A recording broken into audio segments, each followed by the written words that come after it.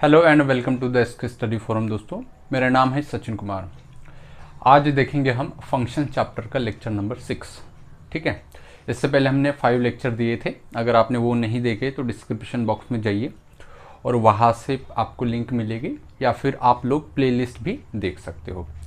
तो हमने लेक्चर 5 में स्टार्ट किया तो कुछ ग्राफ, जो एलिमेंट्री ग्राफ थे, उसको हमें समझना था। तो तब तक हम तीनों एलिमेंट्री ग्राफ हमने स्टार्ट किए थे। आज हम देखेंगे 4th नंबर पे जो एलिमेंट्री ग्राफ है वो है हमारा ट्रिग्नोमेट्रिक फंक्शंस का। उसके बाद देखेंगे हम इसी लेक्चर में नंबर 5 पे जो होगा वो होगा हमारा इनवर्स ट्रिग्नोमेट्रिक फंक्शंस के ग्राफ। ठीक है, और जानेंगे उससे रिलेटेड डोमेन कैसे निकाला जाता है और रेंज कैसे निकाले जाती है। ठीक है, तो सबसे पहले हम ट्रिग्नोमेट्रिक फंक्शंस में हमारे टोटल फंक्शंस होंगे 6। Sine x, cos x, tan x, cot x, sec x और लास्ट में होगा कोसेक एक्स। तो सबसे पहले 1 बाय 1 देखेंगे हम। तो सबसे पहले देखेंगे trigonometric function that is sine x. तो सबसे पहले हम देखते हैं, एक फंक्शन है हमारे पास y इक्वस टू, या फिर हम उसे f ऑफ x भी बोलेंगे, और इसके लिए हम बोलेंगे that is sine x. Sine x का अभी हमें ग्राफ देखना है और फिर हमें देखना है कि साइन एक्स की रेंज कहाँ से कहाँ तक जाएंगी। उसके बाद हम देखेंगे कि साइन एक्स फंक्शंस की जो रेंज होगी वो भी कहाँ से कहाँ तक जाने वाली है। तो आइए फिर स्टार्ट करते हैं साइन एक्स का ग्राफ। तो देखिए दोस्तों, साइन एक्स का हमें एलिमेंट्री ग्राफ देखना है। यहाँ पे जो x होगा वो इंडिपेंडेंट वेरिएबल होगा, मतलब उसमें जो वैल्यू हम रखेंगे वो डोमेन की तरफ रखेंगे, और x की वैल्यू जो होगी वो हम रेडियन में लेते हैं। जो डोमेन होता है वो हम x एक्सिस पे लेते हैं, और आफ्टर दैट आउटपुट जो होगा, मतलब जो रेंज होगी, वो हम कहाँ पे लेते हैं, y एक्सिस पे लेते हैं। तो इनपुट जो देना है हमें वो एंगल देंगे हम, मतलब रेडियन में, मतलब पाई होगा, 2 पाई होगा, पाई बाई 2 होगा, pi by 6, pi by 3, like that ऐसे होगा। और आउटपुट जो आएगा वो कैसे आएगा, 1/√2, √3/2, कहीं पे हाफ होगा, कहीं पे माइनस हाफ होगा, है ना। इस प्रकार से आउटपुट होगा, मतलब रेंज होगा उसका, वो y एक्सिस पे हम देखेंगे। तो हमने x एक्सिस पे जो है वो स्टैंडर्ड वैल्यू देखे लेंगे हम। जैसे इस वाले x एक्सिस पे पॉजिटिव वैल्यूज़ होगी और इस वाले x एक्सिस पे नेगेटिव वैल्यूज़ होगी, जो हमें पता है। तो यहाँ पे हमने लिया π/2, फिर पाई, फिर 3π/2, फिर 2 पाई। ठीक है, एक कंप्लीट रोटेशन हमने यहाँ पे लिया है। सिमिलरली हमने नेगेटिव y एक्सिस पे -π/2, -पाई, -3π/2 और उसके बाद -2 पाई यहाँ पे। अब हम देखेंगे कि जब साइन की x की वैल्यू अगर 0 हो जाए, x की वैल्यू अगर 0 हो जाए तो हमें आउटपुट क्या मिलेगा, रेंज कितना मिलेगा, तो वो आपको 0 मिलेगा। तो एक पॉइंट मिला। अगर मैं साइन x की जो वैल्यू है वो अगर मैं π/2 रखूँ, तो हमें पता है कि साइन π/2 मतलब साइन 90 कितना होता है, 1 होता है। तो साइन π/2 मतलब π/2 के अलॉन्ग मुझे 1 मिलना चाहिए। तो 1 पॉजिटिव है, तो इसके अलॉन्ग 1 ऊपर मिलेगा या नीचे मिलेगा, तो ये नीचे तो -1 है ये वाला, और ऊपर जो है वो +1 है। तो π/2 के अलॉन्ग्स मुझे ये वाला पॉइंट मिलना चाहिए। ठीक है, नेक्स्ट हम पाई पे आएंगे। तो पाई पे साइन पाई कितना होता है, 0 होता है। तो पाई पे 0 मतलब यही पॉइंट मिलेगा। अगेन जब 3π/2 रखेंगे तो साइन 3π/2 कितना होता है, -1 होता है। तो 3π/2 पे -1 मतलब नीचे आना होगा। देखो 3π/2 के करस्पॉन्डिंग हमें -1 मिलेगा, उसके बाद 2 पाई पे अगेन 0 मिलेगा। सही है। सिमिलरली अगर हम माइनस पे जाएंगे, नेगेटिव एक्स एक्सिस पे जाएंगे, तो -π/2 पे जो है वो जो वैल्यू है, तो साइन -π/2 कितना होगा, माइनस ऑफ साइन π/2, और वो कितना होगा, -1। तो माइनस साइन π/2 पे मिलेगा हमें यहाँ पे -1। अगेन माइनस पाई पे कितना हो जाएगा, 0। तो ऐसे ये ऊपर चला जाएगा और 0 हो जाएगा। और -3π/2 पे जो है वो कितना मिलेगा, +1 मिलेगा, मतलब ऐसे ऊपर। फिर अगेन -2 पाई पे कितना मिलेगा, 0 मिलेगा। समझ रहे हो इसको। तो ये हमें पॉइंट मिले हैं। अगर मैं इसको ग्राफ के तौर पे निकालूं तो कैसे मिलेगा हमें, ये इस शेप में मिलेगा। ठीक है, अगर मैं इसको ज्वाइंट करना चाहूं तो कैसे मिलेगा मुझे,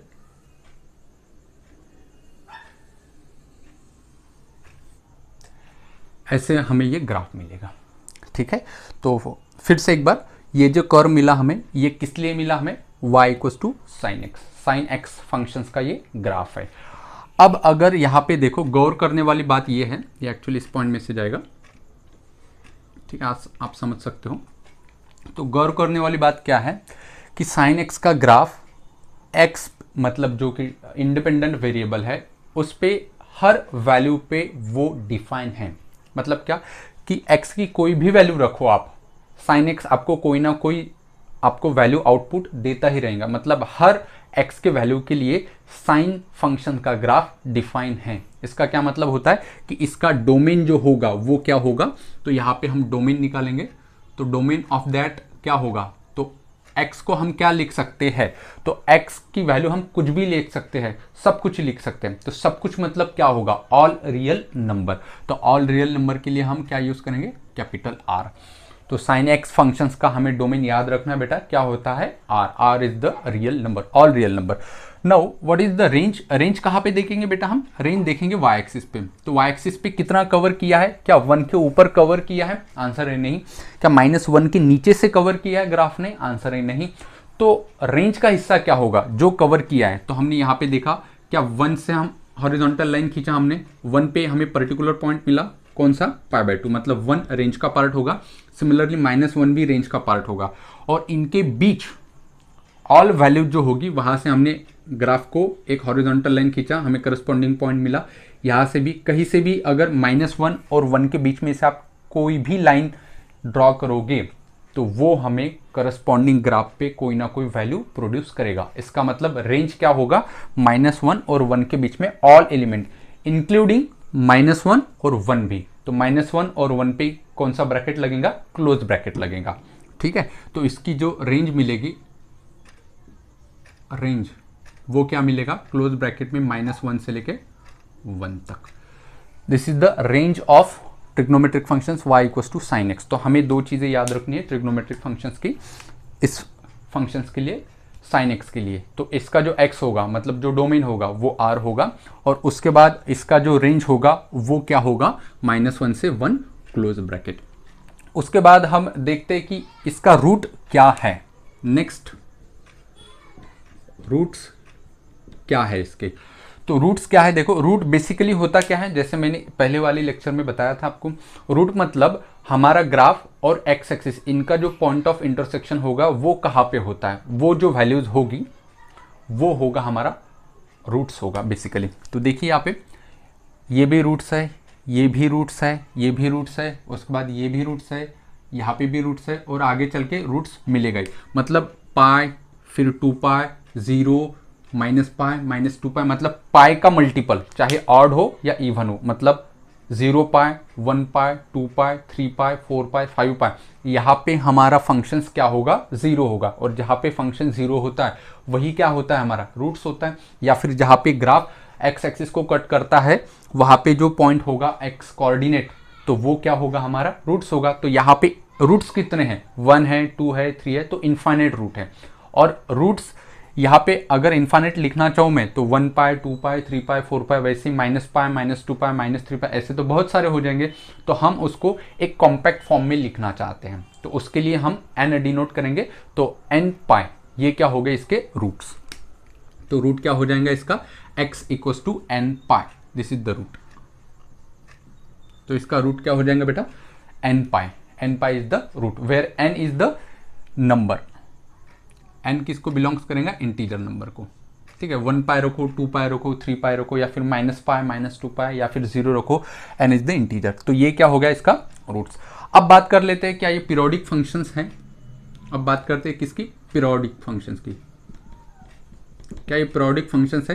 पीरियोडिक फंक्शंस मैंने पिछले लेक्चर में बताया था आपको। पीरियोडिक फंक्शंस का क्या मतलब होता है कि हमारा ग्राफ क्या रिपीट वही ग्राफ प्रोड्यूस कर रहा है। तो देखो ये यहाँ से लेके यहाँ तक, ठीक है, यहाँ से लेके यहाँ तक, अब यही ग्राफ रिपीट हो रहा है, वही ग्राफ रिपीट होगा, मतलब ये ग्राफ रिपीट होगा, हर बार रिपीट होगा, मतलब ये पीरियोडिक फंक्शंस है। अब हम देखते हैं कि इसका पीरियड कितना है। तो पीरियड क्या कहा था मैंने कि period is nothing but the smallest interval on x axis, कि एक्स एक्सिस पे कितना इंटरवल जो है बार बार रिपीट कर रहा है, स्मॉलेस्ट लेंथ ऑफ ग्राफ। तो कोई स्टूडेंट बोलेगा सर इतना जो है वो बार बार रिपीट कर रहा है, अगर इतना कर रहा है तो ये नीचे नहीं आ जाता। कोई बोलेगा सर ये जो है ना हाफ सर्कल इतना रिपीट कर रहा है, अगर इतना रिपीट कर रहा होता है हर बार तो आगे से ऐसा ग्राफ बनता ऐसे, लेकिन ये तो नीचे से भी आ रहा है। तो हमें क्या करना होगा, ये वाला और ये वाला टोटल लेंथ कंसिडर करना होगा। ये हर बार रिपीट हो रहा है, स्मॉलेस्ट लेंथ ये है इतनी, हर बार यही रिपीट हो रहा है। तो यहां से लेके यहां तक लेंथ कितनी है, 0 से लेके 2 पाई, या फिर x, या यहाँ पे देखिए 0 से लेके 2 पाई, तो इसका जो पीरियड है वो कितना है, 2 पाई। इसका जो बेटा पीरियड है वो कितना है, 2 पाई है। तो ये ऑल अबाउट हुआ ट्रिग्नोमेट्रिक फंक्शन में। सबसे पहले देखा हमने y equal to sine x. Sine x का ग्राफ आपको याद रखना है, इतनी सारी चीजें आपको याद रखना है कि इसका जो डोमेन होगा वो ऑल रियल वैल्यूज होगा, रेंज -1 और 1 के बीच में, क्लोज इंटरवल -1 भी आएगा और 1 भी रेंज का पार्ट होगा। उसके बाद रूट्स क्या होगा इसका, n पाई होगा। तो साइन कहाँ पे 0 होता है, n पाई पे 0 होता है, ये इसका रूट्स हो गया। फिर ये पीरियोडिक फंक्शंस है और इसका पीरियड कितना है, 2 पाई ये पीरियड है। क्वेश्चन बन सकता है कि साइन एक्स का पीरियड कितना होता है, तो आपको याद रखना है उसका पीरियड क्या होता है, 2 पाई इतना पीरियड होता है। अब आइए देखते हैं नंबर 2 पे जो है हमारा वो कॉस एक्स।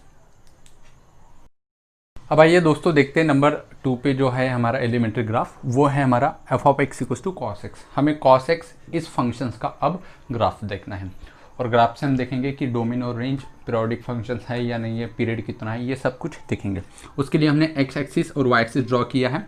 यहाँ पे हमने नेगेटिव वैल्यू ली है, आपको पता है, यहाँ पे हमने पॉजिटिव वैल्यू ली है, ठीक है।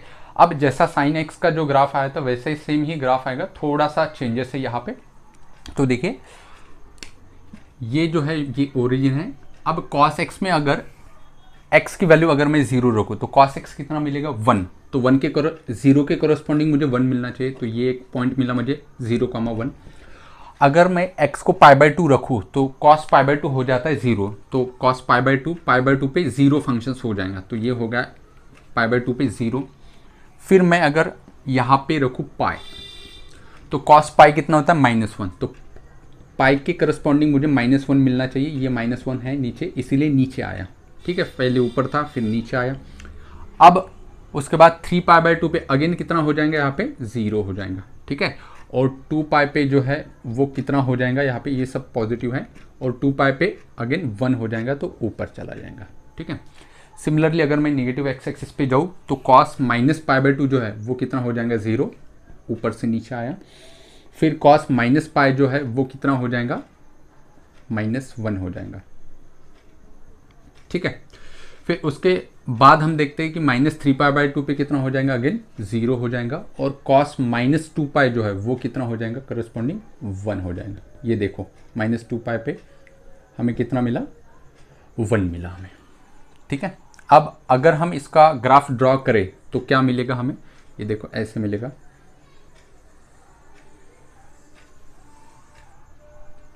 और यहाँ से ये ऊपर की तरफ बढ़ेगा और ऐसे बढ़ते ही रहेगा, ठीक है। यहाँ पे ये प्रॉपर ऐसे इस पॉइंट में से जाएगा, ठीक है। समझ रहे हो चीज़ को। तो ये हमें ग्राफ मिला किसका, y equal to f of x मतलब cos x का। अब हम देखते हैं कि सबसे पहले यहाँ पे इसका डोमेन क्या होगा। तो डोमेन जो होगा बेटा, इसका डोमेन मतलब क्या कि x की हमें जो वैल्यू रखना है, ऑल एक्सेप्टेबल वैल्यू, कि हमारा फंक्शंस वहाँ पे डिफाइन होना चाहिए। तो ये कभी अनडिफाइन होता है क्या, cos x कभी अनडिफाइन होता है क्या, कभी नहीं होता है। आप बोलेंगे होता है, तो मैं पूछूंगा कौन सी वैल्यू के लिए होता है, तो कभी भी cos अनडिफाइन नहीं होता है। आप कोई भी यहाँ पे इनपुट रखो, आपको कोई ना कोई वैल्यू आउटपुट जरूर मिलेगा, चाहे वो स्टैंडर्ड हो या ना हो।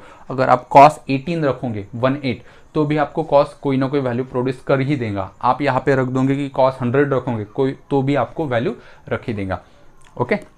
अब सबसे पहले इसका जो डोमेन है वो क्या मिला हमें, R। फिर देखते हैं कि रेंज क्या होगी इसकी। तो रेंज देखिए अगेन इसका 1 के ऊपर नहीं गया और -1 के नीचे नहीं आया, तो क्लोज इंटरवल लगेगा -1 से लेके 1 तक। फिर मैं आपसे पूछूं कि इसके रूट क्या है, इसको रूट्स है क्या, आंसर है हाँ। क्यों है कि देखो एक्स एक्सिस को बार बार ये कट कर रहा है, कहाँ पे कट कर रहा है, -π/2 पे, +π/2 पे, 3π/2 पे, फिर आगे जाके ये 5π/2 पे, और ये आगे जाके -5/2 पे। मतलब ये π/2 पे हुआ, फिर -3π/2, फिर -5π/2, फिर -7π/2, -9π/2।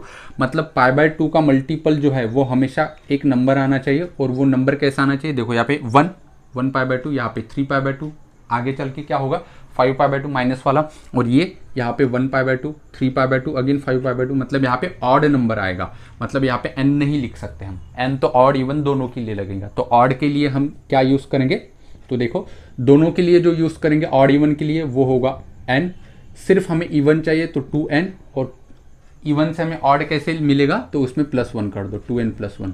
तो ऑड के लिए क्या है बेटा 2n+1, 2n किसके लिए होगा इवन के लिए, और अगर हमें दोनों चाहिए ऑड और इवन दोनों चाहिए तो n यूज़ करेंगे। तो इसका जो रूट्स होगा वो क्या होगा π/2 का मल्टीपल, लेकिन कौन सा ऑड मल्टीपल, तो उसके लिए 2n+1। तो ये इसका क्या हुआ रूट्स हो गया। फिर उसके बाद क्या ये पीरियोडिक फंक्शंस है, तो बार बार वही जो है रिपीट कर रहा है ग्राफ, तो इसका मतलब ये फंक्शंस पीरियोडिक है। कितना ग्राफ रिपीट कर रहा है तो आप खुद ही देखो, पीरियड जो है वो इसका 2π आएगा। कितना पार्ट जो है रिपीट कर रहा है, देखो ये वाला यहाँ से लेके यहाँ तक यही रिपीट कर रहा है बार बार, इतना रिपीट नहीं कर रहा है। अगर इतना रिपीट कर रहा होता तो ग्राफ ऐसे ही बनता, ऊपर वाला रिपीट कर रहा था तो ग्राफ ऊपर से बनता था। तो रिपीट कितना कर रहा है, यहाँ से लेके यहाँ तक, यहाँ से लेके यहाँ तक। तो ये टोटल लेंथ कितनी है, देखो इतनी लेंथ 3π/2 और ये π/2, 3π/2 प्लस π/2 कितनी होगी 2π होगी टोटल, है ना। 3π/2 प्लस π/2 4π/2, 4π/2 मतलब 2π। तो इसका जो पीरियड होगा, पीरियड वो कितना मिलेगा हमें 2π। ये आपको याद रखना है। साइन और कॉस का दोनों का पीरियड सेम होता है, दोनों का डोमेन भी सेम होता है और दोनों की रेंज भी सेम होता है। देखो पीरियड 2π, उसका भी 2π था, रूट्स यहाँ पे अलग है, उसका रूट था nπ, इसका क्या है 2n+1 इंटू π/2, और यहाँ पे रेंज इसकी दोनों की सेम है, डोमेन एंड रेंज। ठीक है, अब चलते हैं नंबर 3 पे जो कि हमारा tan x। अब आइए दोस्तों, अब देखते हैं नंबर 3 पे है हमारा y = tan x। ठीक है, साइन कॉस के बाद अब आएगा हमारा tan x। Basically tan x जो होता है वो क्या होता है sin x upon cos x, ये तो आपको पता ही होगा। ठीक है, sin x upon cos x, ये क्या होता है tan x। अगर सपोज मान लो कि cos x की वैल्यू 0 हो गई, cos x की वैल्यू 0 हो गई, तो एनीथिंग अपॉन 0 क्या हो जाएगा अनडिफाइंड। ठीक है, उसको आप इन्फिनिटी वगैरह बोलते हो, तो इन्फिनिटी का मतलब हमें क्या लेना है अनडिफाइंड, तो वहाँ पे फंक्शन हमारा डिफाइन नहीं होगा। मतलब cos x अगर 0 होता होगा तो वो हमारे लिए वैल्यू रखना वैलिड नहीं है। क्यों वैलिड नहीं है, क्योंकि अगर ये 0 हुआ तो ये तो हमारे लिए अनडिफाइन हुआ ना, समझ रहे हो चीज़ को। तो हमें अनडिफाइंड फंक्शन चाहिए ही नहीं, तो वहाँ पे फंक्शन डिफाइन नहीं है। तो रेंज जो हम डोमेन रखेंगे तो हम x की ऐसी वैल्यू नहीं रखेंगे कि जहाँ पे cos 0 हो जाए, मतलब फंक्शन अनडिफाइन हो जाए। जहाँ जहाँ cos 0 हो जाएगा वहाँ फंक्शन अनडिफाइन हो जाएगा, तो वो हमारे डोमेन का पार्ट नहीं होगा। कौन नहीं होगा, जहाँ पे cos 0 होगा। तो cos 0 कहाँ पे होते वो हमें पता है। ठीक है, तो आइए देखते हैं धीरे धीरे ग्राफ। तो x एक्सिस लिया, y एक्सिस लिया, सब तो ये आप लोगों को पता है। अब आपको tan को पता है, tan क्या होता है साइन बाय कॉस। जहाँ पे साइन 0 होगा, देखो जहाँ पे साइन 0 होगा वहाँ पे tan 0 होगा। तो साइन कहाँ 0 होता है, तो साइन 0 पे 0 होता है, उसके बाद पाई पे 0 होता है, सही है, फिर 2π पे 0 होता है, उसके बाद इधर -π पे जो है वो 0 होगा साइन, उसके बाद -2π पे 0 होगा, -3π पे 0 होगा। ठीक है, तो ये क्या हो गए इसके रूट्स हो गए, क्योंकि साइन अगर 0 होगा तो tan भी तो 0 होगा। अब cos अगर 0 होगा तो वहाँ पे फंक्शन डिफाइन नहीं होगा। मतलब cos कहाँ पे 0 होता है बेटा, तो 90 पे होता है, मतलब π/2 पे होता है, सही है। यहाँ पे π/2 पे, फिर 3π/2 पे, फिर 5π/2 पे, यहाँ पे -π/2 पे, -3π/2 पे, -5π/2 पे। मतलब जैसे ही x π/2 हो जाएगा तो फंक्शंस हमें इनवैलिड बता देगा कि अब ये डिफाइन नहीं है। तो देखो जहाँ पे π/2 आएगा तो फंक्शंस क्या हो जाएंगे अनडिफाइंड, मतलब उसे आप इन्फिनिटी पे बोलते हो। तो मतलब यहाँ पे हमें कोई भी वैल्यू जो है वो नहीं मिलेगा, तो यहाँ पे हमें ऐसे वैल्यू मिलेगा। ठीक है, और जैसे ही इधर -π/2 पे आएगा तो अगेन यहाँ पे भी अनडिफाइन हो जाएगा, तो ऐसे हमें ग्राफ मिलेगा। देखो π/2 पे अनडिफाइन, मतलब यहाँ पे डिफाइन ही नहीं है। देखो π/2 पे कहीं पे भी ग्राफ जो है वो कट नहीं कर रहा है, मतलब कहीं पे भी ये दो लाइन मिलेंगे ही नहीं। कब मिलेंगी, तो क्रूडली ऐसे बोलेंगे जाके इन्फिनिटी पे मिलेगी, लेकिन इन्फिनिटी कोई चीज़ होती ही नहीं है, तो ये कभी भी π/2 और ये कभी भी हमें टच नहीं करेंगे।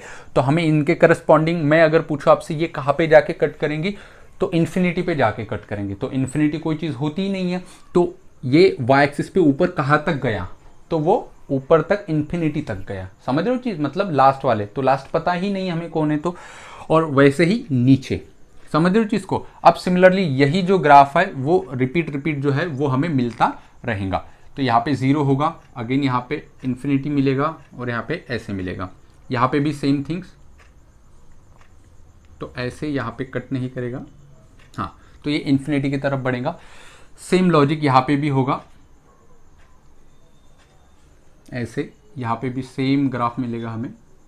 आप चेक कर सकते हो, देखो 2π रख दो, 2π 0 हो जाएगा। साइन 2π कितना होता है, 0 होता है, तो इसीलिए 2π पे 0 मिलेगा।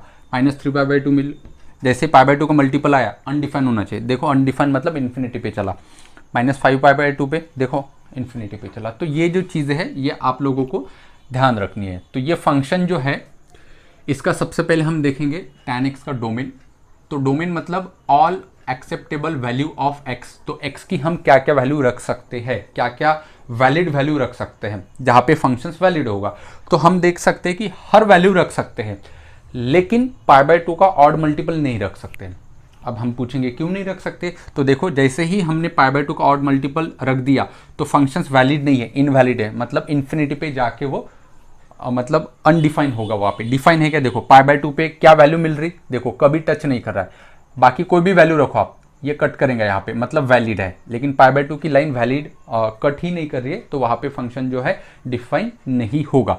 तो मतलब π/2 लेना हमारे लिए वैलिड नहीं होगा, 3π/2 लेना वैलिड नहीं होगा, 5π/2 वैलिड नहीं होगा, वैसे -π/2, -3π/2, -5π/2, ऐसे बहुत सारे वैल्यूज हैं। इनको अगर मैं एक ही लाइन में बोलूँ तो क्या होगा, वो 2n+1 × π/2। ये वैल्यूज लेना x की हमारे लिए वैलिड नहीं है। इसको छोड़ के बाकी सब कुछ ले सकते हैं रियल नंबर में से।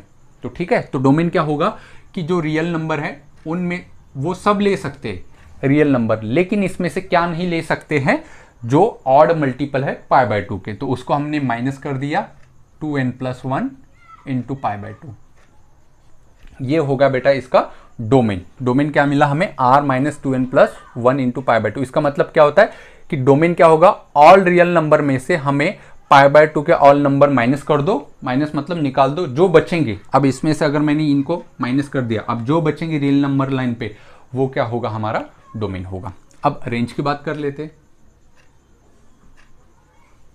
तो रेंज देखो, y एक्सिस पे कितना कट किया, तो ऊपर कितना कट किया, ऊपर पूरा कट किया, नीचे कितना कट किया, पूरा ही कट किया। अब क्या कोई नीचे बीच में इन्फिनिट, माइनस इन्फिनिटी और प्लस इन्फिनिटी, इन दोनों के बीच में कोई वैल्यू छूटी, कोई भी वैल्यू देख लो। ये यहाँ से हमने एक लाइन हॉरिजॉन्टल लाइन खींची, कट किया, मतलब इसका जो रेंज आएगा वो क्या होगा, -इन्फिनिटी से इन्फिनिटी तक। ठीक है, तो रेंज बेसिकली हम ऐसे लिख सकते हैं, या फिर ऑल रियल नंबर, यहाँ पे भी तो रियल नंबर हो सकता है। रियल नंबर मतलब -इन्फिनिटी और इन्फिनिटी, मतलब ऑल रियल नंबर। तो ऐसे लिखो या फिर इसको r लिखो, एक ही चीज़ है। ओके, तो ये होगा इसका डोमेन और रेंज। क्या ये फंक्शंस रूट्स है इसके, तो आंसर है हाँ। कहाँ पे रूट है, देखो यहाँ पे ये मतलब कहाँ पे रूट्स, कहाँ पे मतलब ये फंक्शन 0 कहाँ पे होगा, जहाँ साइन 0 होगा। साइन 0 कहाँ पे होता है, nπ पे, मतलब साइन का और tan का एक ही रूट होता है। तो इसका जो रूट्स मिलेगा वो क्या मिलेगा, x = nπ।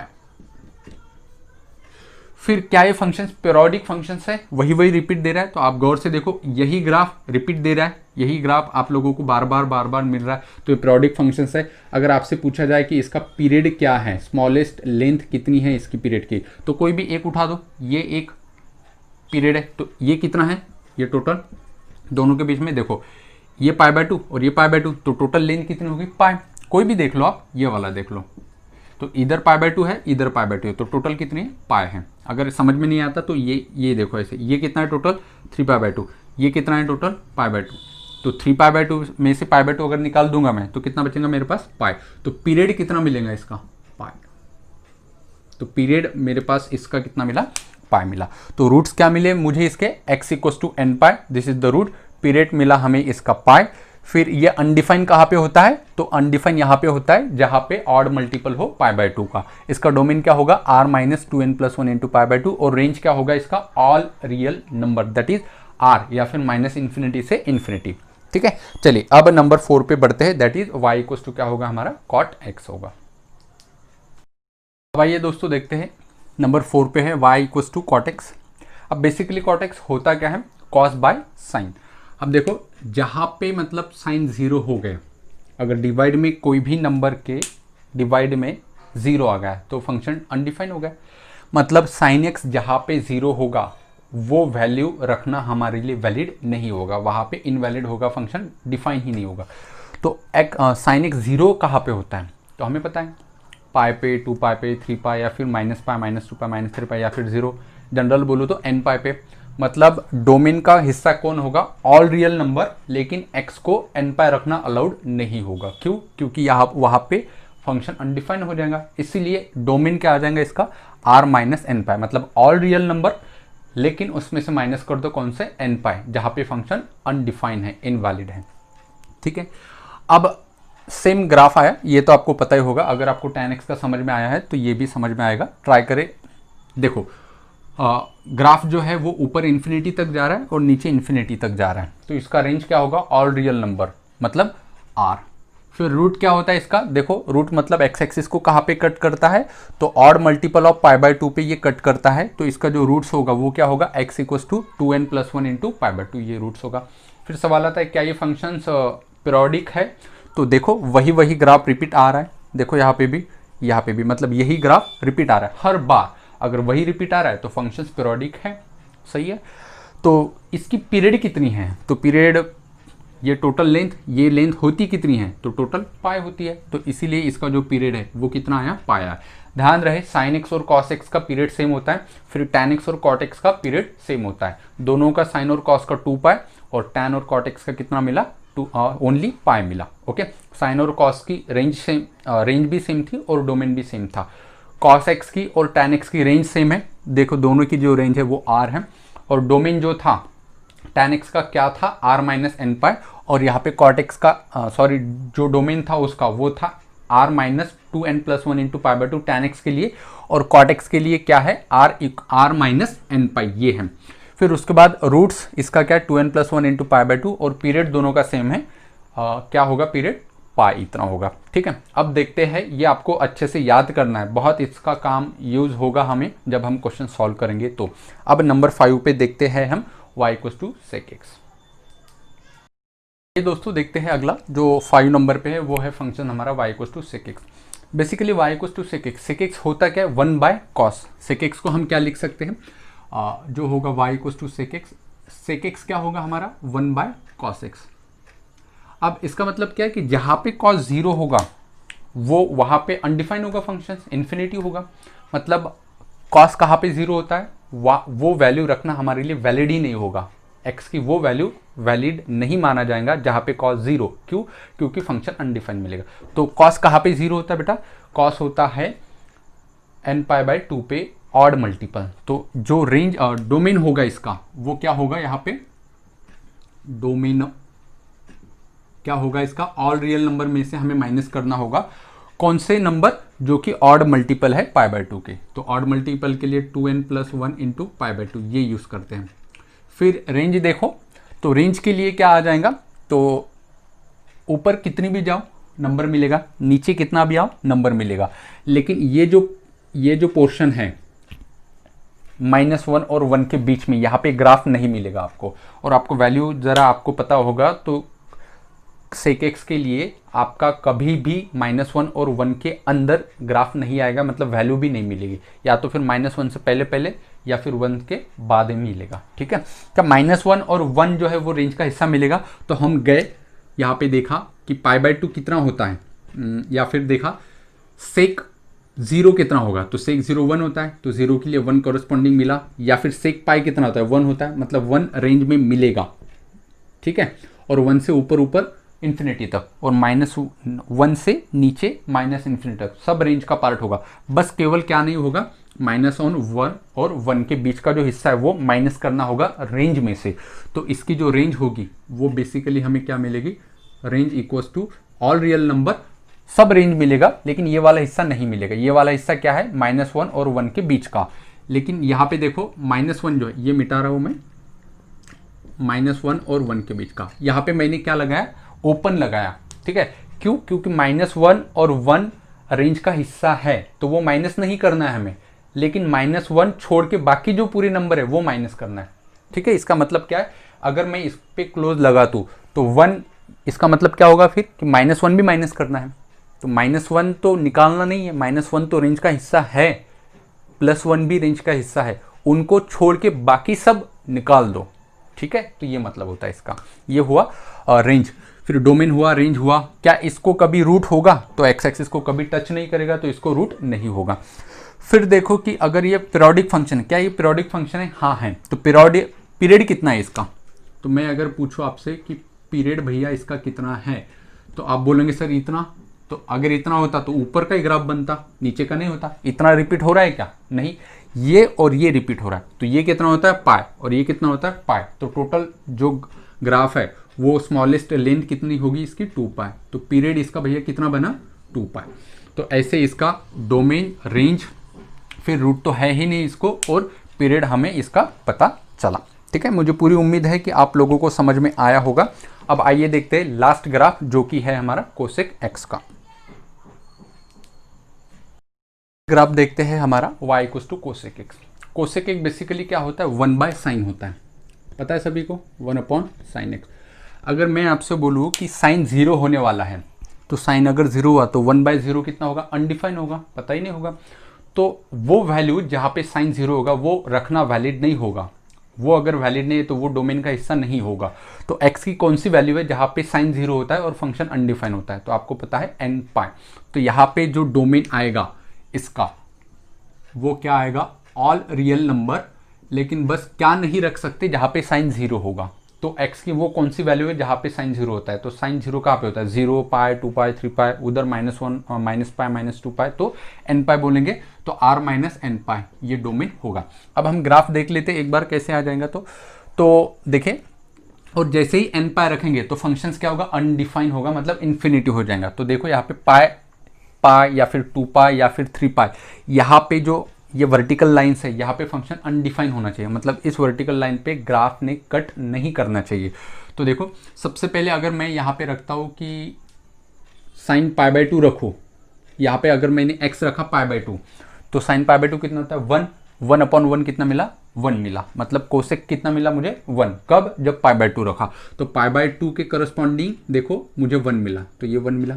अब मैं 0 रखता हूँ तो 0 पे तो अनडिफाइन होगा, 0 इससे पहले है यहाँ पे, तो 0 पे अनडिफाइन है, मतलब ऊपर से। अगेन पाई रखता हूँ तो साइन पाई भी 0 होता है, और साइन पाई भी 0 है, तो 1/0 अनडिफाइन होगा। अगेन ये अनडिफाइन मतलब ऊपर की तरफ चलेगा, तो ऐसे ग्राफ मिलेगा। सिमिलरली हमें ये था हमारा 0 से लेके पाई तक, मतलब पहला और सेकेंड क्वाड्रेंट। अब हम थर्ड और फोर्थ की बात करेंगे तो हमें ऐसे नीचे से ग्राफ मिलेगा, ऐसे। और इधर चले तो एक बार ऊपर एक बार नीचे, ये ऊपर तो इधर कहाँ पे मिलेगा? नीचे। देखो -π/2 रखो यहाँ पे, तो कितना मिलेगा हमें? -1। तो ये यहाँ पे मिला -1, ये नीचे है तो दूसरा मिलेगा ऊपर हमें, ऐसे।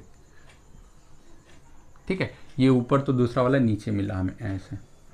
जहाँ पे ये वर्टिकल लाइन है वहाँ पे हमें फंक्शन अनडिफाइन होगा। अब मैं आपसे पूछूं कि भैया इसकी रेंज क्या होती है? इसके अगर रेंज मैं आपसे पूछूं तो रेंज y एक्सिस पे होते, तो y एक्सिस पे कितना पोर्शन कवर किया? 1 से अगेन ऊपर और -1 से नीचे, ये पोर्शन कंप्लीट नहीं किया, तो इसकी रेंज क्या आ जाएगी? अगेन -1 से लेके 1 का माइनस कर दिया। ये मैंने एक्सप्लेन किया आपको।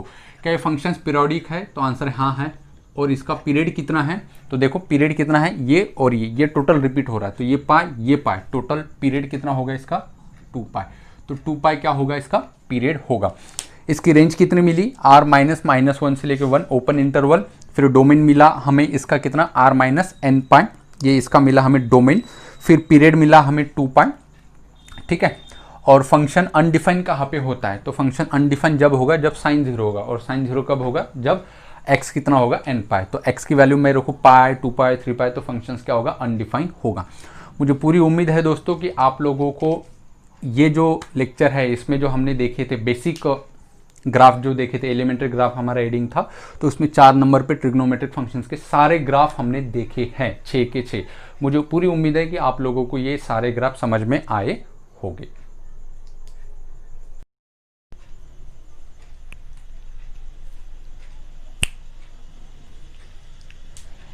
अब आइए दोस्तों देखते हैं जो भी अभी तक हमने ट्रिग्नोमेट्रिक फंक्शन देखे हैं उनको एक टेबल के अंदर लिख लेते हैं एक बार। चलो सबसे पहला जो फंक्शन देखा था वो देखा था साइन एक्स, फिर देखा हमने कॉस एक्स, ठीक है। उसके बाद हमने देखा टैन एक्स, फिर कॉट एक्स, फिर सेक एक्स, और लास्ट में देखा हमने कोसेक एक्स, ठीक है। अब साइन और कॉस एक्स का जो डोमेन है वो सेम होता है, यहाँ पे आर और यहाँ पे भी आर। दोनों की रेंज भी सेम होती है और दोनों की जो रेंज होती है वो क्या होती है, क्लोज इंटरवल -1 से 1 तक। सेम यहाँ पे भी कॉस के लिए भी। अब दोनों का पीरियड कितना है, तो 2π दोनों का पीरियड होता है। अब tan x जो होता है वो tan x कहाँ पे डिफाइन होता है, all real number, but when cos 0 होगा वहाँ पे क्या होगा, tan x डिफाइन नहीं होगा। तो उसके लिए क्या करना होगा हमें, 2n+1 इंटू π/2, π/2 का आउट मल्टीपल माइनस करना होगा। फिर tan x की रेंज क्या होती है, r होती है, और वही cot x की भी रेंज होती है, मतलब ऊपर और नीचे पूरा y एक्सिस कवर करेगा। cot x की जो डोमेन होगा वो क्या होगा, r में से माइनस करना होगा जहाँ पे साइन 0 होता है। साइन कहाँ पे 0 होता है, n π पे होता है। फिर उसके बाद दोनों का पीरियड सेम होता है, इसका भी पाई है और इसका भी पाई है, ठीक है। फिर उसके बाद आते हैं सेक एक्स पे। जो सेक एक्स है उसका डोमेन ऑल रियल नंबर है, लेकिन जहाँ पे कॉस 0 होगा वो माइनस करना होगा, मतलब हमें माइनस करना होगा 2n+1 इंटू π/2, ओके। तो इसका जो रेंज होगा सेक एक्स का वो क्या होगा, ऑल रियल नंबर, लेकिन बस -1 और 1 के बीच का जो पोर्शन है y एक्सिस पे वो नहीं आएगा। और सेक एक्स का जो पीरियड है वो कितना है, 2π। कोसेक एक्स का क्या होगा, ऑल रियल नंबर, लेकिन वो माइनस नीचे में क्या आएगा इसके, cosec x is 1/sin x। तो साइन कहाँ पे 0 होता है, n π पे, तो n π माइनस करना होगा। ये हुआ इसका डोमेन, और इसकी रेंज क्या हुआ, सेम जैसे सेक की है, और इसका पीरियड क्या मिला, 2π। तो पीरियड के लिए देखो इन दोनों के पीरियड सेम है, फिर इन दोनों के पीरियड सेम है, और इन दोनों के पीरियड सेम है, ठीक है, आई बात समझ में। फिर इन दोनों की रेंज भी सेम है, इनकी भी रेंज सेम है, और इनकी भी रेंज सेम है, ठीक है। तो ये आप लोगों को याद रखना है। अब देखो कॉट एक्स और कोसेक एक्स, इनकी रेंज सेम है, क्यों, क्योंकि कॉट एक्स और कोसेक एक्स दोनों के नीचे साइन एक्स आता है। फिर टैन एक्स और उसके बाद सेक एक्स, इनकी भी जो डोमेन है वो सेम है। देखो क्यों, क्योंकि दोनों के डिनोमिनेटर में टैन एक्स क्या होता है, साइन बाय कॉस, तो नीचे कॉस आ रहा है, सेक में भी नीचे क्या आ रहा है, कॉस आ रहा है, तो जो दोनों का डोमेन होगा वो सेम ही होगा, ठीक है। तो ये आपको जो टेबल है वो अच्छी तरीके से याद करना है, बहुत बढ़िया तरीके से, ताकि हम जब क्वेश्चन सॉल्व करें तो आपको ये पता होना चाहिए कि किस ट्रिग्नोमेट्रिक फंक्शंस का क्या डोमेन है, क्या रेंज है और क्या पीरियड है। ये आपको बिल्कुल ही बहुत बेहतरीन तरीके से पता होना चाहिए। तो बार बार इस टेबल को देखते रहिए, ठीक है। चलिए अब बढ़ते हैं हम नेक्स्ट जो हमारे ग्राफ है, that is inverse trigonometric functions के ग्राफ, उसकी थोड़ी बात कर लेते हैं। अब आइए दोस्तों देखते हैं सबसे पहला इनवर्स ट्रिग्नोमेट्रिक फंक्शन। देखिए इनवर्स ट्रिग्नोमेट्रिक फंक्शंस में कौन कौन आएगा, sine inverse, cos inverse, tan inverse, cot inverse, okay, sec inverse, और लास्ट में नंबर 6 पे आएगा कोसेक इनवर्स एक्स, ओके। अब ये बेसिकली होता क्या है, इनवर्स ट्रिग्नोमेट्रिक क्या होता है, कोई भी मान लो कि मैंने यहाँ पे टी इनवर्स एक्स लिखा ऐसे। अब ये टी इनवर्स मतलब कुछ भी हो सकता है, sign inverse, cos inverse, tan inverse, कोई भी हो सकता है वो, ठीक है। अब ये बेसिकली क्या डिनोट करता है, ये एंगल को डिनोट करता है, दिस इज व्हाट, एंगल। मतलब टैन इनवर्स एक्स हो या फिर साइन इनवर्स एक्स हो या फिर कॉस इनवर्स एक्स हो, वो किससे रिप्रेजेंट करता है, एंगल को रिप्रेजेंट करता है, ठीक है। मतलब उसका आंसर क्या आना चाहिए, एंगल आना चाहिए, और एंगल हमेशा हम रेडियन में ही लेंगे। कैसा एंगल आना चाहिए, तो उसकी डेफिनेशन हम लिखेंगे, for which T ratio, T मतलब trigonometric, T ratio of which is equals to x, equals to x. जैसे फॉर एग्जाम्पल मान लेते हैं हम कि एक एग्जाम्पल लेते हैं और फिर आपको समझा देते हैं कि हमने यहाँ पे लिखा sine inverse half, sine inverse half, ठीक है। देखो ये क्या है, साइन इनवर्स हाफ एक ट्रिग्नोमेट्रिक फंक्शन है, और ये किसके बराबर होगा, तो आंसर एंगल के बराबर होगा, ठीक है। लेकिन कौन सा एंगल के बराबर होगा? एंगल तो बहुत सारे, फिर π/3, π/6, 2π/3, 90 है ना, पाई, 2π, 3π, बहुत से एंगल है। किसके बराबर होगा? तो यहाँ पे लिखा हुआ है trigonometric ratio of which is equal to x. इसका क्या मतलब होता है कि देखो साइन इनवर्स हाफ लिखा हुआ है ना, तो हमें इसका एंगल मतलब इसका आंसर एंगल होगा। कौन सा एंगल होगा? जिस एंगल पे साइन की वैल्यू हाफ होगी वो इसका आंसर होगा, वो इसका एंगल होगा। फिर से एक बार क्या बताया मैंने? साइन इनवर्स हाफ, ये क्या है? एक एंगल है। कैसा एंगल है? ये वो एंगल है जिस एंगल पे साइन की वैल्यू हाफ होती है। अब आप ही बोलो साइन की वैल्यू हाफ कहाँ पे होती है? 30 पे होती है। 30 मतलब π/6 है ना। और कोई बोलेगा सर सेकेंड क्वाड्रेंट में भी हाफ ही होती है, वो कहाँ पे होती है? 150 पे। 150 मतलब कितना हो जाएगा?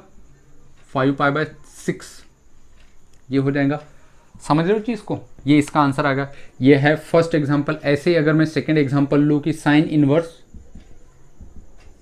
√3/2, अगर ये एग्जांपल है, जैसे ही हमें इनवर्स ट्रिग्नोमेट्रिक देखा तो इसका मतलब इसका आंसर क्या होगा? एंगल होगा। याद रखने के लिए हम ऐसे याद कर सकते हैं, ट्रिग्नोमेट्रिक फंक्शन क्या होगा? Angle angle angle. ठीक है, तो इसका आंसर क्या होगा? एक एंगल ही होगा। ठीक है, this represent angle angle and angle. तो ये कौन सा एंगल होगा? तो ये वो एंगल होगा जहां पे साइन की वैल्यू √3/2 होती है। तो आप ही बोलो कि साइन की वैल्यू कौन सा एंगल पे √3/2 होती है? 30, 60, 90, 45 कहाँ पे होती है? 60 पे होती है। तो 60 मतलब क्या? π/3। और सेकेंड क्वाड्रेंट में भी आएगा, वहाँ पे भी π/3 होता है। जब आप लोगों को पता होगा कि जब हमने साइन का जो ग्राफ निकाला था तो वहाँ पे रिपीटेड वैल्यू मिलती रहती है, तो आपको पता होगा। तो जैसे π/3 है वैसे ही हमें क्या मिलेगा? जो सेकेंड क्वाड्रेंट है वो मिलेगा 2π/3। ओके, तो ये होता है इनवर्स ट्रिग्नोमेट्रिक फंक्शंस का मतलब। अब हम आते हैं कि ये जो हमने लिखा है या ये प्रॉपर फंक्शंस है या नहीं है। देखो फंक्शंस की डेफिनेशन में हमने स्टार्ट में किया था कि फंक्शन क्या है? एक ऐसा रूल है कि जिसमें हम x को इंडिपेंडेंट वेरिएबल मानेंगे और y को हम क्या मानेंगे? Dependent variable. x की हम इनपुट की तौर पे वैल्यू रखेंगे, मतलब डोमेन से वैल्यू रखेंगे x की, और हमें y की वैल्यू आउटपुट मिलेगी, है ना। तो हम ये बोल रहे थे कि x की हम एक वैल्यू रखेंगे तो y की एक ही वैल्यू आना चाहिए। मतलब आप लोगों को याद होगा तो ऐसे बोले थे हमने कि यहाँ पे x की थी और यहाँ पे y की थी, तो हमने x की हर एक वैल्यू के लिए y की वैल्यू मिलनी चाहिए थी। ठीक है, ऐसे बोला था। यहाँ पे मान लेते x1 है, ये x2 है, और ये a1 है, ये b1 है। तो ऐसा नहीं हो सकता है कि एक x के वैल्यू के लिए दो y की वैल्यू मिले। जैसे फॉर एग्जांपल कि देखो x1 a1 से भी रिलेटेड है, चलो अच्छे से लिखते हैं, x1 a1 से रिलेटेड है, और यहाँ पे x2 है, यहाँ पे a2 है, और x2 जो है x1 a1 से रिलेटेड है और x1 a2 से रिलेटेड है। ठीक है, और यहाँ पे एक लेंगे a3 और x2 a3 से रिलेटेड है। क्या ये फंक्शन है? तो आप बोलेंगे नहीं। क्यों नहीं है? क्योंकि एक x1 y का एक ही वैल्यू के लिए रिप्रेजेंट होना चाहिए, मतलब वो यूनिक रिलेशन होना चाहिए, ऐसे बताया था मैंने। मतलब इसको यहाँ पे हम क्या बोल सकते हैं कि x की एक वैल्यू के लिए y की एक ही वैल्यू मिलना चाहिए, या फिर y की दो भी वैल्यू मिल सकते हैं। x की दो वैल्यू मिल सकती है, y की एक ही मिल सकती है। देखो ये फंक्शन है क्या? x1 a1 को भी रिप्रेजेंट कर रहा है और x1 a2 को भी रिप्रेजेंट कर रहा है। ये पॉसिबल नहीं, ये फंक्शन नहीं हो सकता है। लेकिन ऐसा हो सकता है कि यहाँ पे जो वैल्यू है, मान लें a1 b1 c1, और यहाँ पे लिया हमने अल्फ़ा बीटा गामा, तो यहाँ पे a1 अल्फ़ा 1 को रिलेट कर रहा है और b1 अल्फ़ा को रिलेट कर रहा है और c1 गामा को रिलेट कर रहा है। ये फंक्शंस हैं। याद होगा आपको, मैंने ऐसे बताया था कि एक बाण से दो तीर चल देखो यहाँ पे ऐसे बताया था हमने आपको कि दो बाण से एक निशाना लगाया जा सकता है, लेकिन इससे पहले वाला एग्जांपल क्या था कि एक बाण से दो तीर नहीं चलाए जा सकते, ये बताया था मैंने। इसी को मुझे अगर वर्ड में बताना है यहाँ पे, तो अगर मैं इनपुट एक रखूँ, देखो सोचो इनपुट एक रखूँ तो आउटपुट मुझे एक ही मिलना चाहिए। ऐसा हो सकता है कि मैंने एक इनपुट रखा, आउटपुट मिला, अब मैंने दूसरा इनपुट रखा लेकिन आउटपुट मुझे वही मिला, ये फंक्शंस है, सही है। लेकिन ऐसा नहीं हो सकता है कि मैंने एक बार एक इनपुट रखा तो कभी अलग वैल्यू मिल रही, फिर वही इनपुट रखा तो आउटपुट मुझे अलग वैल्यू मिल रही। तो दो आउटपुट एक इनपुट के लिए नहीं हो सकते। आउटपुट मतलब y की वैल्यू, इनपुट मतलब x की वैल्यू। तो एक x के वैल्यू के लिए दो y की वैल्यू नहीं हो सकता है। तो ग्राफ से हमने ऐसे भी देखा था कि जो सर्कल था, क्या सर्कल फंक्शंस है? नहीं। क्यों? क्योंकि जब हमने वर्टिकल लाइन खींची थी तो ये दो पॉइंट पे कट कर रहा था। तो x की एक ही वैल्यू है लेकिन y की दो वैल्यू है। देखो x की एक ही वैल्यू है लेकिन y की कितनी वैल्यू है? दो वैल्यू है। तो ये है हमारा इनपुट और ये है हमारा आउटपुट। तो एक इनपुट के दो आउटपुट नहीं हो सकते हैं, तो इसीलिए वो फंक्शन नहीं था। अब मैंने ये क्यों बताया आप लोगों को, तो देखो यहाँ पे देखो इनपुट क्या रखा मैंने, x की वैल्यू के लिए हाफ। तो आउटपुट क्या मिला मुझे? π/6 भी मिला और 5π/6 भी मिला। यहाँ पे देखिए इनपुट रखा मैंने x की वैल्यू √3/2, तो आउटपुट क्या मिला मुझे? π/3 और 2π/3। इसका मतलब और भी बहुत से एंगल मिलेंगे हमें। हम जैसे जैसे आगे चलेंगे, सेकंड से लेके थर्ड फोर्थ अगेन जैसे जैसे क्वाड्रेंट आते जाएंगे वैसे वैसे वैल्यू बढ़ती जाएंगे। लेकिन फंक्शंस होने के लिए हमने क्या बताया, एक x के लिए एक y की वैल्यू होनी चाहिए, दूसरी y की वैल्यू नहीं होना चाहिए। तो अब हमें इसको प्रॉपर फंक्शन बनाने के लिए कुछ रेस्ट्रिक्शन लगाते हैं कि जो हम इसका आंसर लेंगे वो कुछ सिलेक्टेड एरिया में ही लेंगे। ठीक है, जैसे सबसे पहले देखते हैं कि साइन इनवर्स x। देखो साइन इनवर्स x, जो आउटपुट आए थे इसके वो दो वैल्यू आ रहे थे लेकिन हमें एक ही चाहिए। तो हमने क्या बताया कि देखो साइन कहाँ पे पॉजिटिव होता है? फर्स्ट में और सेकेंड में। थर्ड में और फोर्थ में माइनस होता है। थर्ड में और फोर्थ में क्या होता है? माइनस होता है। तो देखो एक वैल्यू हम लेंगे फर्स्ट क्वाड्रेंट में से और दूसरी वैल्यू लेंगे हम माइनस वाली फोर्थ क्वाड्रेंट में से। तो मैच हो गए। जो सेकेंड में मिल रही थी वो थर्ड की हम मानेंगे फर्स्ट में मिलने वाली, और जो फोर्थ में मिलने वाली थर्ड में मिलने वाली थी वो फोर्थ में मिलेगी। तो इस हिसाब से हम क्या करते हैं, साइन इनवर्स एक्स के रेंज को रेस्ट्रिक्ट करते हैं कि इसका जो आंसर आएगा वो क्या आएगा? -π/2 से लेके π/2 के बीच में। सेकेंड में भी नहीं जाना है और थर्ड में भी हमें नहीं जाना है, ये इसका मतलब होगा। तो इसका जो रेंज मिलेगा हमें, देखो इसका जो रेंज मिलेगा, what is the range sine inverse x का? साइन इनवर्स एक्स का रेंज जो मिलने वाला है वो मिलेगा हमें -π/2 से लेके π/2। इसके बाहर आंसर नहीं जाने वाला। जैसे मैंने ऐसे बोला आपको कि साइन इनवर्स हाफ, इसका आंसर बोलो, तो आप क्या बोलेंगे? सर एक आएगा 30 डिग्री और एक आएगा 150 डिग्री। तो 150 डिग्री ये हम लेंगे ही नहीं। तो करेक्ट आंसर क्या होगा? 30 डिग्री, मतलब π/6। क्यों ये होगा? क्योंकि आंसर -π/2 और π/2 के बीच में होना चाहिए। ये -π/2 और ये π/2। तो ये जो है 150, ये तो यहाँ पे आ रहा है, तो ये तो अलाउड ही नहीं है। तो इसका आंसर हमें तो इसी रीजन में लेना है। समझ रहे हो इस चीज़ को? तो इसका आंसर क्या मिला? एक ही मिला, π/6। अब ये फंक्शंस हो सकता है क्योंकि इनपुट मैंने एक ही रखा 1/2, तो मुझे आउटपुट एक ही मिल रहा, क्या? 30 डिग्री, मतलब π/6 रेडियन। तो अब ये क्या हुआ? फंक्शंस। तो हमने क्या किया कि जितने भी इनवर्स ट्रिग्नोमेट्रिक रेशियोज है इनको फंक्शंस बनाने के लिए हमने इनका रेंज जो है, आउटपुट जो है वो रेस्ट्रिक्ट कर दिया। जैसे साइन इनवर्स का जो आंसर होगा वो इसी रीजन में मिलना चाहिए, -π/2 टू π/2। ओके, नंबर 2 देखते हैं, कॉस इनवर्स एक्स। अब कॉस इनवर्स एक्स की जो रेंज मिलेगी वो हमेशा मिलेगी हमें 0 से π के बीच में, 0 और π के बीच में।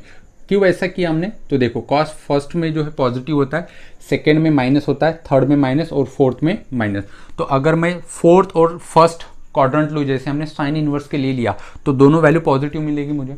लेकिन एक पॉजिटिव और एक वैल्यू बैलेंस होना चाहिए। देखो चारे क्वाड्रेंट में 2 दफ़ा क्या मिल रही है? पॉजिटिव, और 2 बार क्या मिल रही है? निगेटिव। तो हमें एक एक वैल्यू उठाना है। अगर पॉजिटिव आया तो फर्स्ट क्वाड्रेंट, निगेटिव आया तो सेकेंड क्वाड्रेंट। इसीलिए कॉस इनवर्स एक्स की जो रेंज होगी रेस्ट्रिक्टेड एरिया होगा कि अगर इसका आंसर हमें ढूंढना है तो 0 और π के बीच में होना चाहिए।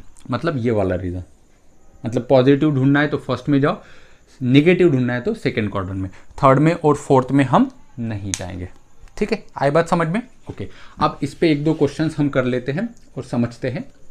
देखो कि हमने यहाँ पे लिया, इसके लिए समझते हैं कि साइन इनवर्स -½ लिया, तो इसका आंसर क्या होगा? तो देखो जैसे ही हमने देखा साइन इनवर्स, तो ये क्या है, ये एक एंगल है, मतलब इसका एक एंगल होगा। तो कैसा एंगल होगा? जहां पे साइन की वैल्यू क्या होगी, -½ होगी। अब माइनस को छोड़ दो 2 मिनट के लिए, माइनस को छोड़ दो, प्लस पकड़ लो 2 मिनट के लिए, माइनस हटा दिया, क्या रहा? सिर्फ साइन इनवर्स ½ अब आपसे पूछो कि साइन की वैल्यू ½ कहाँ पे होती है, तो आप बोलेंगे सर 30 डिग्री या फिर रेडियन में π/6। लेकिन ये तो फर्स्ट क्वाड्रेंट में मिला हमें, लेकिन ये क्या है, माइनस है, तो साइन माइनस कहाँ पे होता है? फर्स्ट में नहीं होता है, लेकिन हमें सेकंड में जाना अलाउड नहीं है और थर्ड में भी जाना अलाउड नहीं है, तो हम गए फोर्थ में। तो फोर्थ क्वाड्रेंट में क्या होता है, साइन माइनस होता है। तो क्या ये एंगल फोर्थ वाला है? नहीं है। तो फोर्थ में जाने के लिए क्या करेंगे हम, इस एंगल को सिर्फ यहाँ पे माइनस लगा देंगे। अब ये प्रॉपर आंसर होगा। फॉर एग्जाम्पल सेकेंड वाला देखेंगे, साइन इनवर्स -√3/2 ये लिया, तो हमें पता है इसका आंसर फोर्थ क्वाड्रेंट में आएगा। तो फोर्थ क्वाड्रेंट में जाने के लिए क्या करना होगा हमें कि 1 मिनट इसको पॉजिटिव ही मानना है। पॉजिटिव लेके जो करस्पॉन्डिंग वैल्यू आएगी बस उसके आंसर के आगे माइनस लगा देंगे, बस हो गया हमारा आंसर। तो साइन की वैल्यू √3/2 कहाँ पे होती है, तो 60 पे होती है, मतलब 60 मतलब π/3, लेकिन फोर्थ क्वाड्रेंट में है माइनस है, तो इसीलिए यहाँ पे लगा माइनस। ठीक है, तो आपको ये याद रखना है कि फोर्थ क्वाड्रेंट में अगर हमें जाना होगा तो जो आंसर आएगा उसके आगे माइनस लगेगा। ठीक है, अगर कॉस इनवर्स के लिए देखते हैं कि यहाँ पे लिखा हुआ है कॉस इनवर्स ½ तो इसका आंसर क्या होगा, तो इसका आंसर एक एंगल होगा। कॉस में किस एंगल की वैल्यू जो है वो ½ होती है, तो आंसर है 60 मतलब π/3। अगर मैं ऐसे लिखूंगा इसको, कॉस में किस एंगल की वैल्यू -½ होती है, तो इसका आंसर क्या होगा कि कॉस में किस एंगल की वैल्यू -½ होती है। तो माइनस को 1 मिनट भूल जाओ, फिर क्या बचा, कॉस ½ कॉस इनवर्स ½ तो कॉस में किस एंगल पे वैल्यू ½ होती है, तो आंसर है π/3। लेकिन ये तो माइनस है, तो किस क्वाड्रेंट में जाना होगा, कॉस के लिए रेंज है 0 से π, मतलब सेकेंड क्वाड्रेंट में जाना होगा। तो सेकेंड क्वाड्रेंट में जाने के लिए क्या करना होगा, जो भी हमारा आंसर आया वो π में से माइनस करना होगा। समझ रहे हो चीज़ को? तो ये क्या मिलेगा हमें, 2π - π, 3π - π, 2π/3, ये आंसर मिला हमें। देखो फोर्थ क्वाड्रेंट में जाने के लिए जो भी अकॉर्डिंग टू फर्स्ट क्वाड्रेंट का आंसर आया था बस उसके सामने माइनस लगाओ। किसके लिए, फोर्थ क्वाड्रेंट में जाने के लिए। और फोर्थ क्वाड्रेंट में जाना किसके लिए अलाउड है, साइन इनवर्स के लिए। कॉस इनवर्स के लिए फोर्थ में जाने की जरूरत नहीं, माइनस आया तो सेकंड में जाओ। और सेकंड में कैसे जाते हैं, जो भी फर्स्ट क्वाड्रेंट का आंसर आया था उसके करस्पॉन्डिंग अगर हमें जाना है सेकंड क्वाड्रेंट में, तो जो आंसर आया था वो π में से माइनस कर दो। ठीक है, एक एग्जांपल और लेते हैं इसका, कि मान लेते हैं हमने ऐसे लिखा कॉस इनवर्स -√3/2 ऐसे लिखा, और एक लिखा हमने कॉस इनवर्स √3/2। तो पहले इसका आंसर निकालते हैं। कॉस में किस एंगल की वैल्यू √3/2 होती है, तो 30 डिग्री। 30 डिग्री मतलब π/6 रेडियन। अब यहाँ पे देखिए कॉस इनवर्स माइनस जैसे ही दिखा, मतलब कॉस माइनस कहाँ पे होता है बेटा, फर्स्ट पे होता है, सेकंड पे होता है, थर्ड पे होता है, फोर्थ पे पॉजिटिव होता है। फर्स्ट पे तो पॉजिटिव होता है, सेकंड एंड थर्ड में माइनस होता है। लेकिन कॉस के लिए जो अलाउड रीजन है माइनस वाला वो सेकंड क्वाड्रेंट होगा। तो सेकंड में जाने के लिए क्या करना होगा, जो भी इसका आंसर आएगा, कॉस की वैल्यू √3/2 कहाँ पे होती है, π/6 पे, जो π/6 आया उसको π में से माइनस कर दो। तो इसका आंसर क्या मिलेगा, 6π - π दैट इज 5π/6। और यही इसका आंसर होगा, इसका फर्स्ट क्वेश्चन का ये वाला। ठीक है, तो आई होप कि आप लोगों को समझ में आया होगा। ठीक है, तो ये आपको याद रखना है कि साइन इनवर्स की रेंज जो है वो -π/2 और π/2 के बीच में होनी चाहिए। सिमिलरली कॉस इनवर्स की रेंज जो है वो 0 से लेकर π के बीच में होनी चाहिए। अब सेम नंबर थर्ड पे देखते हैं, tan inverse x। tan inverse x, अब इसकी जो रेंज है वो क्या होनी चाहिए, total 6 trigonometric inverse trigonometric ratio है। तो 2 टीम है यहाँ पे, एक टीम जो है उसका जो आंसर होगा, उसकी जो रेंज होगी वो फोर्थ में और फर्स्ट क्वाड्रेंट में होगी, और दूसरी जो टीम होगी उसका आंसर फर्स्ट और सेकंड क्वाड्रेंट में होगा। तो कौन कौन आते हैं फोर्थ में और फर्स्ट में, साइन इनवर्स, टैन इनवर्स और कोसेक इनवर्स। तो टैन इनवर्स का भी आंसर जो है, रेंज जो है वो क्या मिलेगा, -π/2 टू π/2। बस यहाँ पे क्लोज था, यहाँ पे क्या मिला हमें, ओपन मिला। क्यों, क्योंकि π/2 अगर मैं इंक्लूड करूंगा तो टैन वहां पे डिफाइन नहीं होता है। समझ रहे हो चीज़ को। तो π/2 यहाँ पे हमें माइनस करना होगा, तो इसीलिए हमने π/2 पे ओपन लगाया। इसका मतलब π/2 प्लस हो चाहे माइनस हो, वो रेंज का हिस्सा नहीं है। ओके, फिर नंबर 4 पे आते हैं cot इनवर्स x। और cot इनवर्स x की रेंज जो होगी वो ऐसे ही होगी, लेकिन ओपन इंटरवल होगा 0 और पाई के बीच में। क्यों? क्योंकि 0 और पाई में cot जो होगा वो डिफाइन नहीं होगा, क्योंकि cot के नीचे जो है डिनोमिनेटर में वो साइन आता है, और साइन 0 पे भी और पाई पे भी अनडिफाइन 0 होता है, इसीलिए एनीथिंग अपॉन 0 अनडिफाइन हो जाएगा। इसीलिए cot इनवर्स x की जो रेंज है वो क्या मिली, ओपन ब्रैकेट 0 टू पाई। फिर नंबर 5 पे देखते हैं, नंबर 5 पे कि sine inverse cos tan cot sec inverse x. तो सेक इनवर्स एक्स यहाँ पे मिलेगा हमें, सेक इनवर्स एक्स। तो देखो सेक इनवर्स एक्स का जो आंसर है वो भी हमें क्या मिलेगा, इसका आंसर 0 टू पाई ही निकालना है। लेकिन यहाँ पे एक वैल्यू ऐसी है जहाँ पे सेक डिफाइन नहीं होता है। तो सेक बेसिकली क्या होता है, 1/cos। कॉस अगर 0 हुआ तो सेक अनडिफाइन हो जाएगा, और कॉस कहाँ पे डिफाइन 0 होता है, तो 90 पे, 90 मतलब π/2। तो हमें π/2 जो है वो माइनस करना होगा, तो इसको हम ऐसे कर्ली ब्रैकेट लगाएंगे। मतलब क्या, 0 से लेके पाई के सारे एलिमेंट हाँ इसका आंसर हो सकते हैं, रेंज का हिस्सा हो सकते हैं, लेकिन सिर्फ π/2 नहीं होगा। क्यों? क्योंकि π/2 आंसर उसका आ ही नहीं सकता, क्योंकि π/2 पे जो है वो सेक डिफाइन ही नहीं होता है। समझ रहे हो चीज़ को। अब हम लास्ट पे आते हैं, नंबर 5 हो गया। अब नंबर 6 पे आते हैं कोसेक इनवर्स एक्स। तो कोसेक इनवर्स एक्स का जो रेंज होगा वो रेस्ट्रिक्ट किया है हमने, कहाँ से कहाँ तक, -π/2 टू π/2 के बीच में, मतलब फर्स्ट और फोर्थ क्वाड्रेंट में। लेकिन एक माइनस करना होगा जहाँ पे कोसेक जो है वो डिफाइन नहीं होता है। तो वो कौन सी वैल्यू है, दैट इज 0। क्योंकि कोसेक बेसिकली क्या होता है, 1/sin, और साइन अगर 0 हो गया, साइन कहाँ पे 0 होता है, 0 में ही होता है इस इंटरवल में। तो साइन 0 0 होता है, तो 0 पे जो है वो कोसेक डिफाइन नहीं होगा। तो ये दो टीम आपको याद रखना है, साइन इनवर्स और कॉस इनवर्स। दोनों के आंसर जो है, साइन इनवर्स के ग्रुप में कौन कौन है, टैन इनवर्स और कोसेक इनवर्स। इनकी जो रेंज है वो क्या होगा, -π/2 और π/2 के बीच में। बस साइन इनवर्स के लिए क्लोज इंटरवल है, टैन इनवर्स के लिए ओपन इंटरवल है, और कोसेक इनवर्स के लिए ओपन इंटरवल के साथ साथ जो 0 है इनके बीच में, वहाँ पे डिफाइन नहीं होगा। सेम लॉजिक यहाँ पे कॉस इनवर्स, कॉट इनवर्स और सेक इनवर्स एक टीम में है, और इसका आंसर कहाँ पे ढूंढना है हमें, दैट इज 0 टू पाई के बीच में, मतलब फर्स्ट और सेकेंड क्वाड्रेंट में।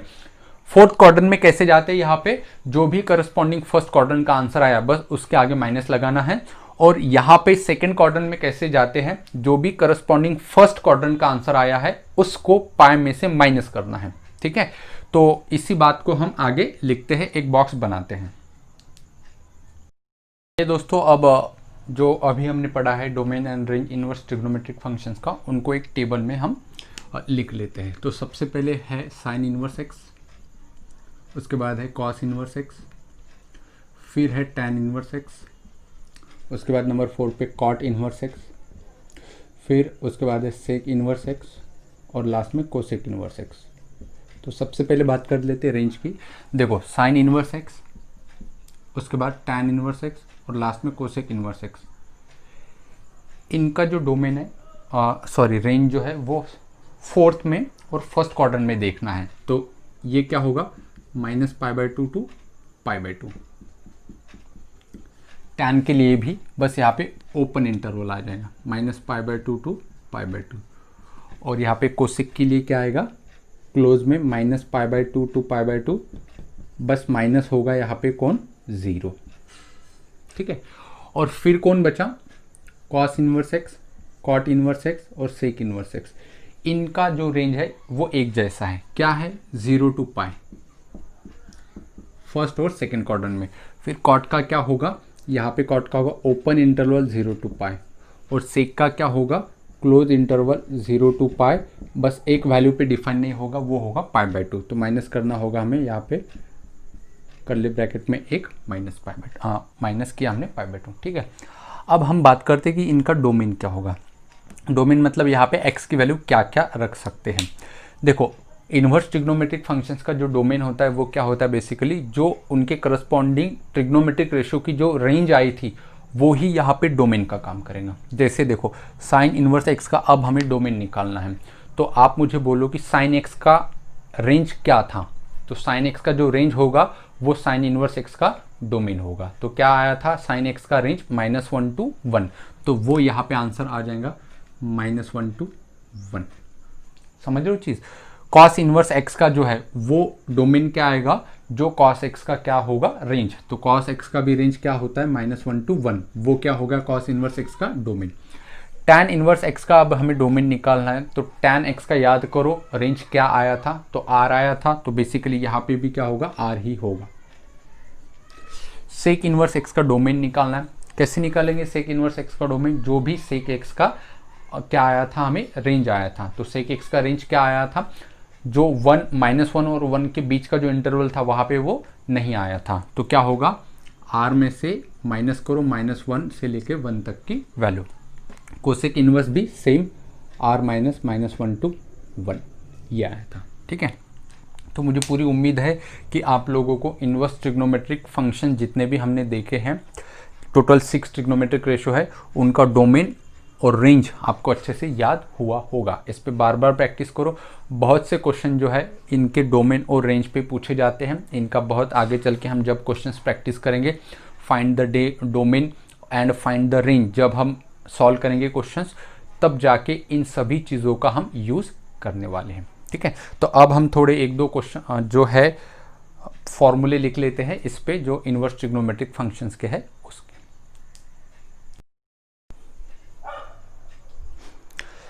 आइए दोस्तों अब कुछ फॉर्मूले लिखते हैं, इंपॉर्टेंट फॉर्मूले। तो सबसे पहले फॉर्मूले लिखते हैं कि साइन इन्वर्स -x, इसका आंसर क्या होता है। तो मैंने क्या बताया कि साइन इन्वर्स -x, माइनस को भूल जाओ और जो भी इसका करस्पॉन्डिंग आंसर आएगा फर्स्ट क्वाड्रेंट में का, मतलब साइन इन्वर्स x वाला, बस उसको आगे क्या लगाना है, माइनस लगाना है। वही ये एप्लीकेशन है। सेम टैन के लिए भी होगा, टैन इन्वर्स ऑफ -x क्या होगा कि जो टैन इन्वर्स x का आंसर आएगा बस उसको सामने माइनस लगा दो। और similarly sign inverse, tan inverse, और कौन था इनके टीम में, वो था हमारा कोसेक इन्वर्स, तो कोसेक इन्वर्स ऑफ -x, इसका आंसर क्या होगा, same minus cosec inverse x। ठीक है, ये जो फोर्थ क्वाड्रेंट में हमें जाना होता है। अब हम बात करते हैं नेक्स्ट फॉर्मूले की, जो कि है नंबर 4 पे, कि कॉस इन्वर्स ऑफ -x। तो इसका आंसर क्या होगा, तो हमने क्या बताया था कि माइनस को भूल जाओ और कॉस इन्वर्स की जो वैल्यू आएगी उसको माइनस करो पाई में से, ये बताया था हमने जी बिल्कुल। नंबर 5 पे मिलेगा। अब इनके टीम में कौन कौन है, तो सेक इन्वर्स -x भी आएगा और कॉट इन्वर्स -x भी आएगा। तो कॉट इन्वर्स -x, तो इसके लिए हमें सेकंड क्वाड्रेंट में जाना होगा। सेकंड क्वाड्रेंट में कैसे जाएंगे, हम पाई में से माइनस करेंगे कॉट इन्वर्स x को। ठीक है, और लास्ट नंबर 6 पे मिलेगा हमें कॉस में और होता है साथ इसके सेक इन्वर्स ऑफ -x। तो इसका आंसर भी क्या मिलेगा, pi minus sec inverse x। ये 3 फॉर्मूले और ये 3 फॉर्मूले, ये 2 टीम है हमारे पास जो कि इन्वर्स ट्रिग्नोमेट्रिक फंक्शंस में आपको याद रखनी है। ठीक है, चलिए ये तो एक सेट ऑफ फॉर्मूले है। दूसरा सेट लिखते हैं कि sign inverse x plus cos inverse x, इसका आंसर हमेशा कितना आएगा, π/2 आएगा। देखो साइन इन्वर्स x और कॉस इन्वर्स x, इसका हमेशा आंसर जो है वो कितना आएगा, π/2 आएगा। फॉर एग्जांपल मान लो कि कंडीशन क्या होना चाहिए, x सेम होना चाहिए। ऐसा नहीं कि मतलब यहाँ पे x अलग है वहाँ पे x अलग है, x सेम होना चाहिए। जैसे मान लेंगे हम कि यहाँ पे लिखा हमने साइन इन्वर्स ऑफ हाफ, ठीक है, plus cos inverse of half, ऐसे लिखा, तो इसका आंसर π/2 आएगा, बिल्कुल आएगा। कैसे देखते हैं, देखो इसका आंसर क्या आएगा, साइन की वैल्यू हाफ कहाँ पे होती है, तो इसका आंसर एक एंगल आएगा, तो ये आएगा 30 डिग्री, प्लस यहाँ पे कॉस के एंगल हाफ कहाँ पे होते हैं, तो 60 पे, और 30 प्लस 60 कितना आया, 90 मतलब कितना होता है, π/2 होता है। ठीक है, तो इस हिसाब से sign inverse x plus cos inverse x जो है वो हमेशा कितना बनेगा दोस्तों, π/2 मिलेगा। सेम लॉजिक अप्लाई करके हम आगे जो होता है tan inverse x plus cot inverse x, इसका आंसर भी क्या होगा, π/2 ही होगा। और नंबर थर्ड पे कौन होगा, sec inverse x plus cosec inverse x. इसका आंसर भी जो है वो कितना मिलेगा, π/2 ही मिलेगा। ठीक है, मुझे पूरी उम्मीद है कि आप लोगों को जितने भी अभी तक हमने एलिमेंट्री ग्राफ देखे हैं वो बहुत बढ़िया तरीके से समझ में आए होंगे। तो यहाँ पे जो है वो फॉर्मली पूरा का पूरा फंक्शन चैप्टर एंड हो जाता है। अब क्या बचे हैं, हमारे क्वेश्चंस बचे हैं। ठीक है, अब तक पूरा हमने थ्योरी और फॉर्मूले पूरा डिटेल में हमने पढ़ा है फंक्शन चैप्टर। टोटल 6 हमने लेक्चर दिए थ्योरी और फॉर्मूले के ऊपर। अब जो हम क्वेश्चंस करेंगे लेक्चर नंबर 7 से, तो अब हम करेंगे क्वेश्चंस कि कैसे एग्जाम में क्वेश्चंस आते हैं, find the range, find the domain, find the codomain, या फिर इनटू फंक्शन या ऑनटू फंक्शन है पहचानो, इवन ऑड है ये पहचानो। इस पे हम क्वेश्चंस करने वाले हैं। ठीक है, तो क्वेश्चन स्टार्ट जैसे ही नेक्स्ट लेक्चर में हम करेंगे, आपको मेरी ये रिक्वेस्ट है या फिर आपको मेरा ये सजेशन है कि आपके ये जितने भी लेक्चर है 1 से लेकर 6 तक, ये बहुत बढ़िया तरीके से आपको पता होना चाहिए। ठीक है, क्योंकि फंक्शन चैप्टर जो है वो बहुत इंपॉर्टेंट है और इसमें मल्टी कंसेप्ट लगती है, क्योंकि चैप्टर बहुत बड़ा चैप्टर है और इसका काम जो है वो डेरिवेटिव इंटीग्रेशन में, मतलब कैलकुलस में, हर चैप्टर में, कैलकुलस के हर चैप्टर में ये बेसिक की तरह काम करेगा। ठीक है, तो यहाँ पे आज हम रुकेंगे, नेक्स्ट लेक्चर में मिलेंगे हम, जिसमें हम देखेंगे कुछ प्रीवियस ईयर क्वेश्चन और भी बहुत सारे क्वेश्चन देखेंगे जो मुझे लगते हैं एग्जाम पॉइंट ऑफ व्यू से इम्पोर्टेंट है।